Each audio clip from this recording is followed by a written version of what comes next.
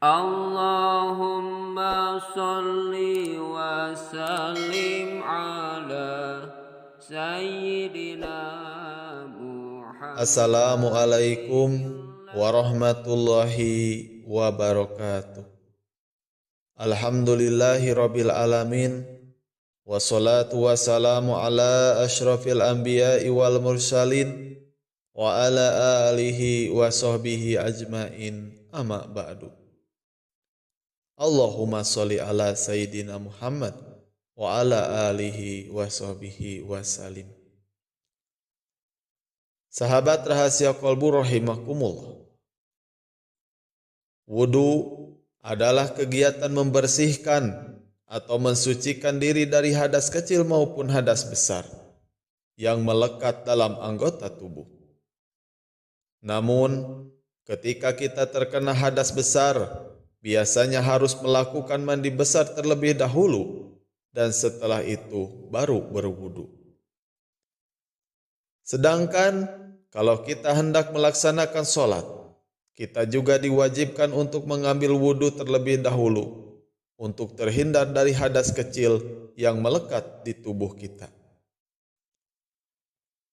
Diketahui juga bahwa setelah berwudu, kita dilarang bersentuhan dengan lawan jenis karena hal itu dapat membatalkan wudu kita.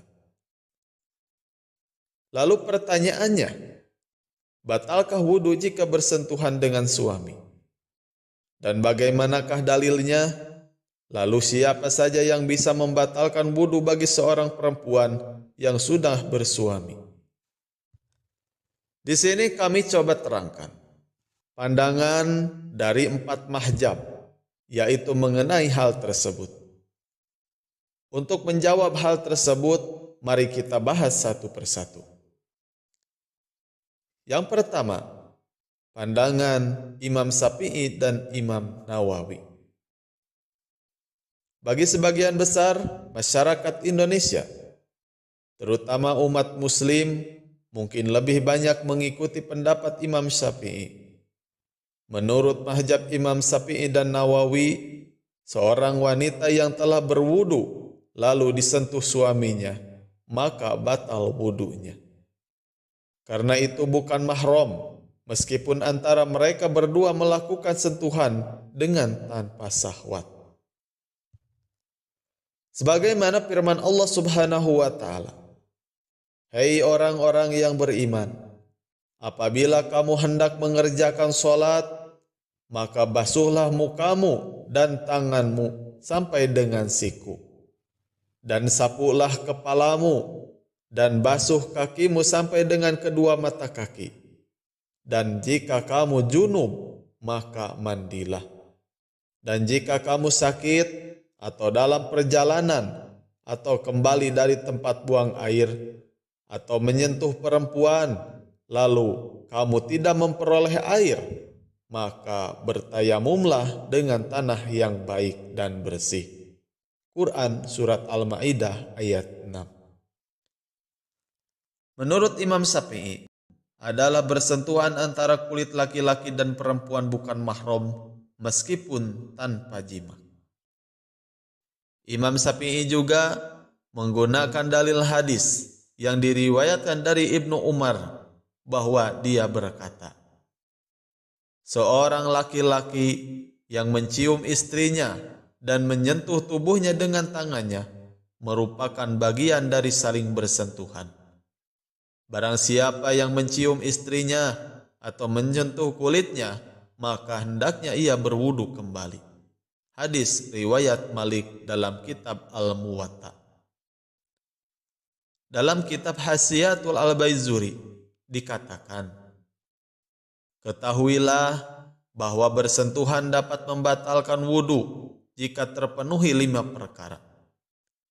Yakni yang pertama, bersentuhan dengan lawan jenis. Yang kedua, harus bersentuhan dengan kulit, bukan dengan rambut, kuku, ataupun gigi. Yang ketiga, tanpa adanya penghalang. Yang keempat, sampai batas-batas di mana sentuhan dapat menimbulkan syahwat. Yang kelima, dengan orang yang bukan mahram. Yang kedua, pandangan Imam Hanafi. Jauh berbeda dengan pandangan Imam Syafi'i. Imam Hanafi, beliau berpendapat bahwa sentuhan suami tidak membatalkan wudu istri. Sentuhan ini pun berlaku kepada perempuan asing atau yang bukan mahram sekalipun, baik disertai dengan syahwat maupun tidak dengan syahwat.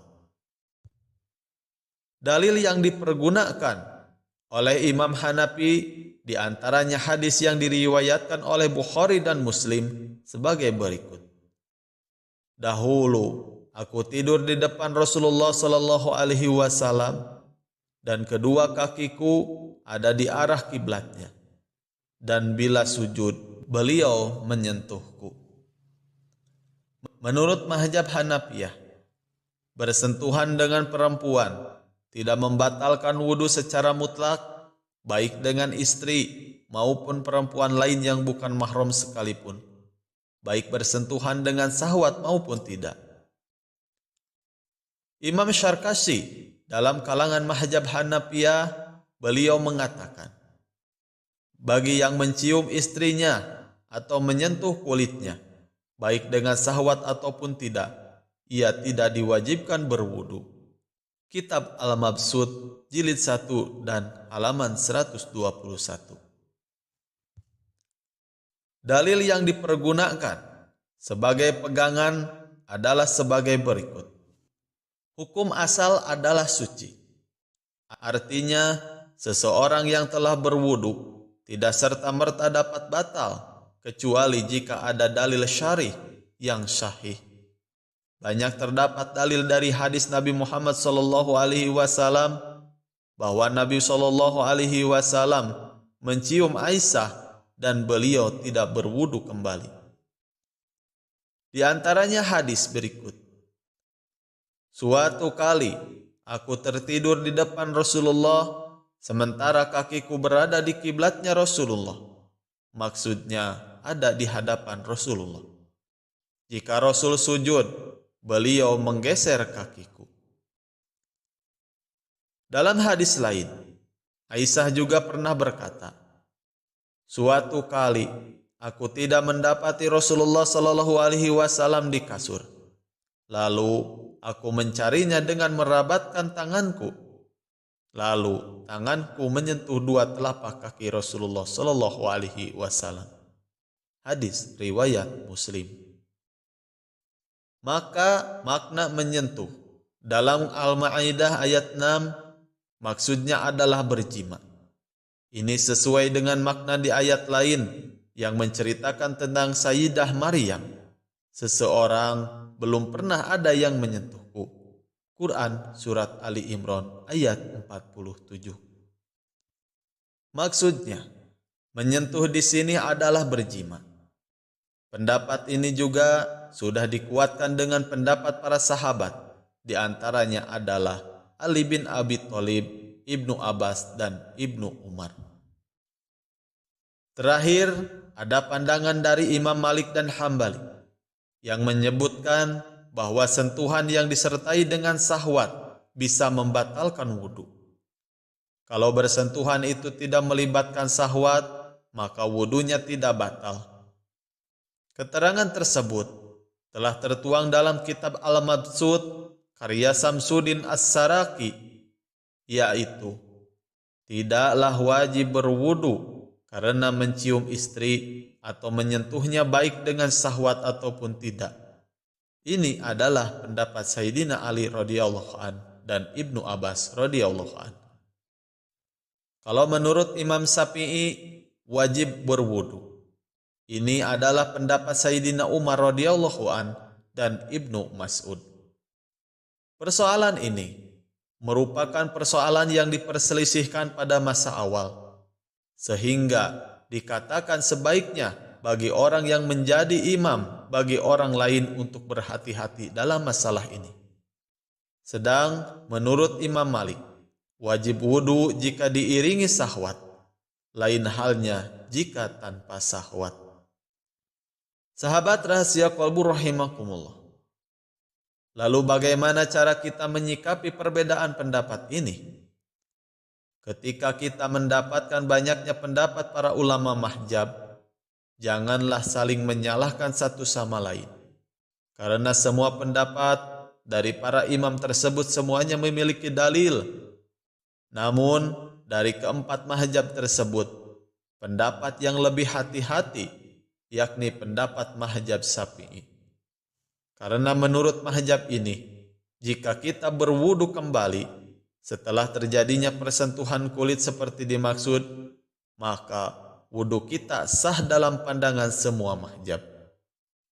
Adapun pendapat Imam Syafi'i bisa dikatakan lebih kuat karena lebih cocok dengan zahir atau kejelasan dalam Al-Quran. Di antaranya adalah surat An-Nisa ayat 43 dan Al-Ma'idah ayat 6. Itulah beberapa penjelasan yang bisa kami terangkan di sini.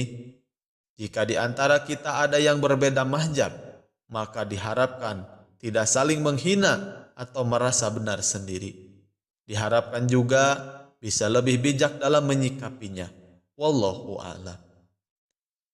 Mari bangun channel Rahasia Kolbu ini dengan cara klik tombol subscribe, like, share, komen, dan aktifkan tombol loncengnya.